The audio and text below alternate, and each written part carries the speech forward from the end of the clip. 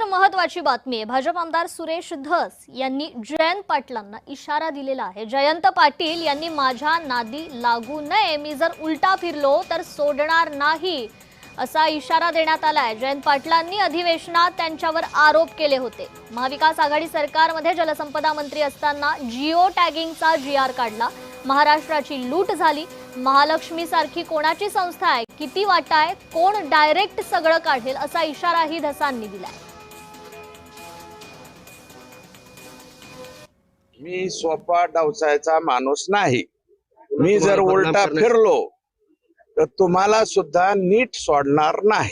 जयंत पाटलांनी ते तिकडं बघायचं, ही दादागिरी त्यांची, ती नौटंकी बोलण्याची आणि त्याच्यानंतर याच्यात बोलायचं। तुम्हाला जेवढं जमतं ना, देवाने तुम्हाला जेवढं दिलंय त्याच्यापेक्षा 1% आमच्या देवाने सुद्धा आपल्याला जास्त दिलेले।